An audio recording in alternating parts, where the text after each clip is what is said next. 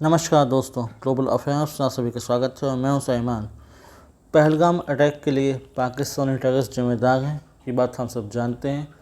भारत ने तैयारी शुरू कर दी है, इंडस का पानी रोक दिया है, वीज़ा कैंसिल कर दिए और भी स्टेप लिए जा रहे हैं। लेकिन इसी बीच पाकिस्तान से एक बड़ी खबर ये आई है कि पाकिस्तान अब न्यूट्रल इन्वेस्टिगेशन और कोऑपरेशन के लिए तैयार है। यानी कि इससे साफ पता चलता है कि पाकिस्तान को डर लग रहा है कि कहीं ज़्यादा एस्केलेशन हुआ तो उसको बहुत नुकसान न झेलना पड़े। हम सभी जानते हैं कि जिन्होंने इस कृत्य को अंजाम दिया वो पाकिस्तान से आए थे, वो पाकिस्तानी सपोर्टेड टेररिस्ट थे और इसलिए उनको सज़ा देना बहुत ज़रूरी है। और सिर्फ उनको नहीं बल्कि उनके आकाओं को जो कि बैठे हैं रावलपिंडी में, इस्लामाबाद में, उन्हें भी सज़ा देना बहुत ज़रूरी है। लेकिन इन सब बातों से डर कर पाकिस्तान के डिफेंस मिनिस्टर ने ऑफ़र किया है कि we are ready to cooperate with India, यानी कि न्यूट्रल इन्वेस्टिगेशन के लिए तैयार हैं। पाकिस्तान का वही पुराना राग के पहले एस्केलेट फिर डिस्केलेट, अगर बहुत ज़्यादा एस्केलेशन हो गई है किसी बातचीत को लेकर तो हम उसको वापस डिस्केलेट करते हैं ताकि कोई एक्शन हमें न देखना पड़े।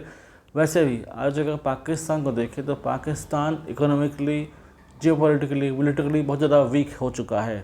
उसका फॉरेक्स रिजर्व सिर्फ $4 बिलियन है और ग्लोबली उसका कोई ख़ास इतना बड़ा स्ट्रक्चर है नहीं। तो वो एक डर के कारण ऑफ़र करता है कि हम इन्वेस्टिगेशन के लिए तैयार हैं, हम मेडिसिन के लिए तैयार हैं, हम बातचीत के लिए तैयार हैं। कोई थर्ड पार्टी आए जो हमारे बीच बातचीत कराए। पाकिस्तान ने हमेशा से ये हथकंडा अपनाया कि कोई थर्ड पार्टी आए, कोई थर्ड एजेंसी आए, कोई इंटरनेशनल ऑर्गेनाइजेशन आए बीच में और वो भारत और पाकिस्तान के बीच मेडिएशन कराए, या कश्मीर का ही मसला हो तो वो उसको थर्ड पार्टी थ्रू सॉल्व कराना चाहता रहा है।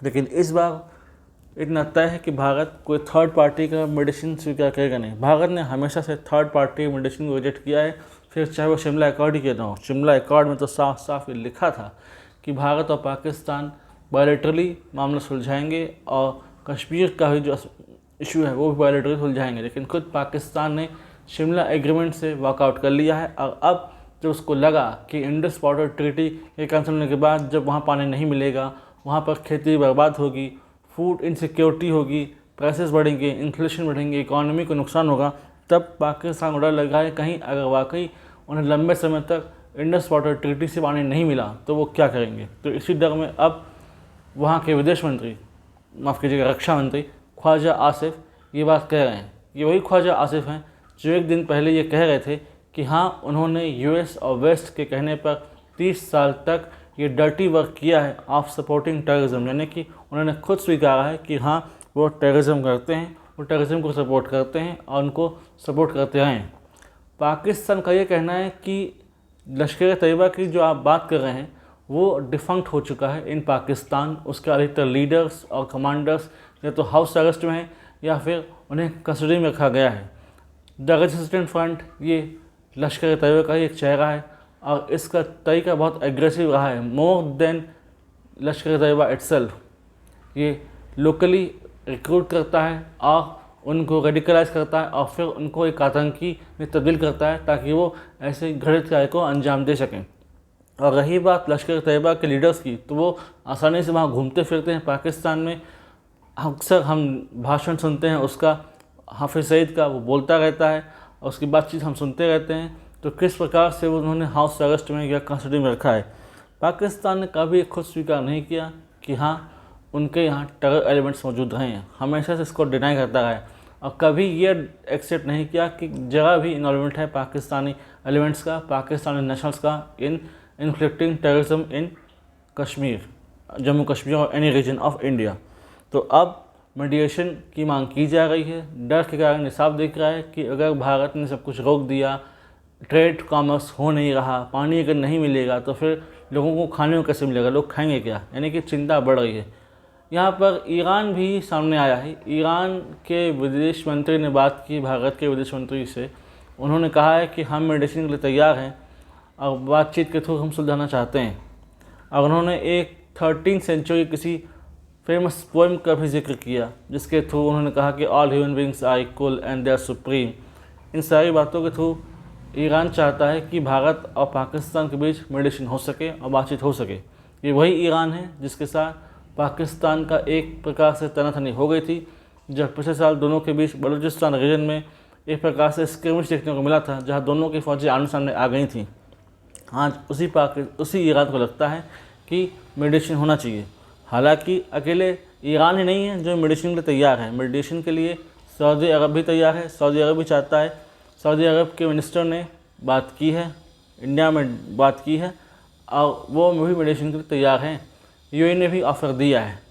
अक्सर हम देखते हैं जब भी कोई ऐसा इशू होता है, फिर चाहे वो पुलवामा हो, पठानकोट हो, उरी हो, तब पाकिस्तान को जब ये लगता रहा है कि एस्केलेशन बहुत ज़्यादा हो गया है, अब मामले को डिस्कलेट करना चाहिए, इसे बहुत ज़्यादा नहीं बढ़ाना चाहिए, तो वो फिर रिफ्यूज लेता है, शेल्टर लेता है of international community, international agencies या फिर किसी दूसरे देश की।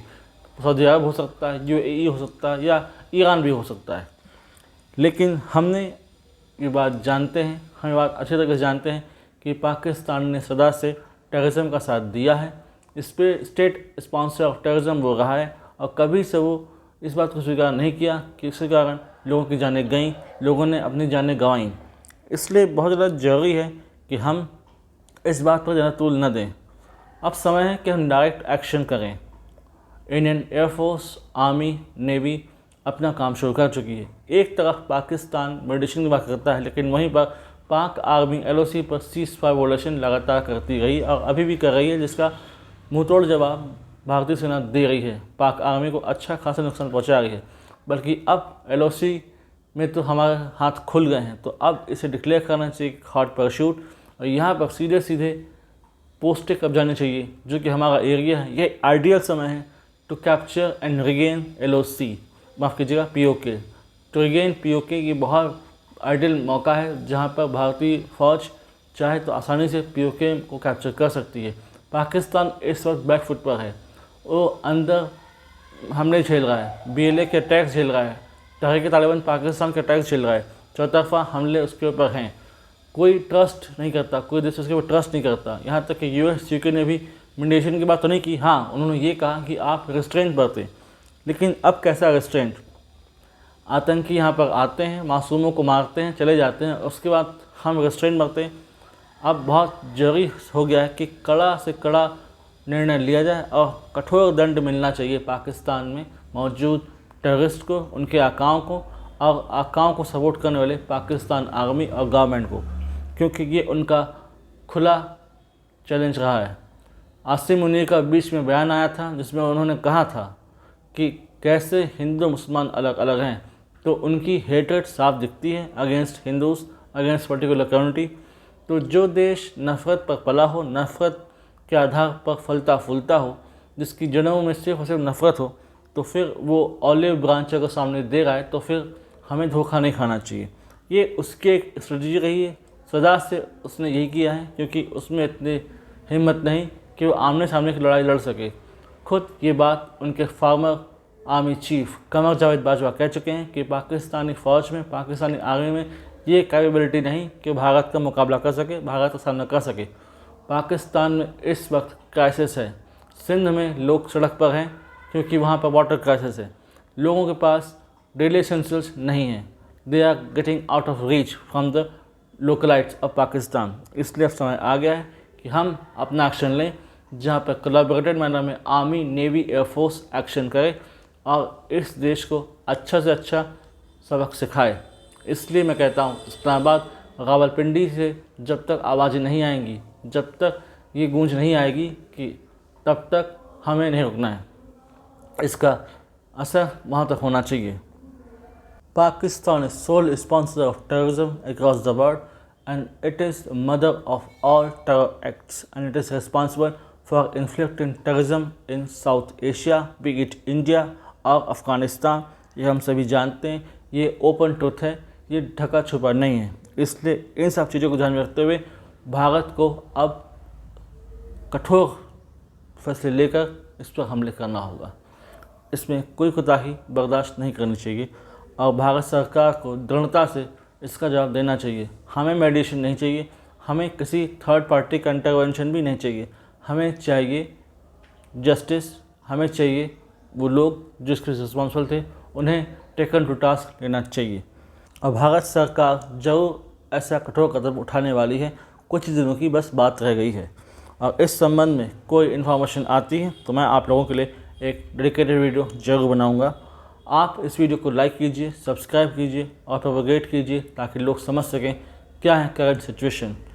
और आप हमसे जुड़ना चाहते हैं तो आप इंस्टाग्राम, टेलीग्राम के थ्रू हमसे जुड़ सकते हैं। इसका लिंक डिस्क्रिप्शन में दिया गया है, आप वहां जाइए और इसे ज्वाइन कीजिए और इस फैमिली का हिस्सा बनिए। Thanks for watching. जय हिंद, जय भारत।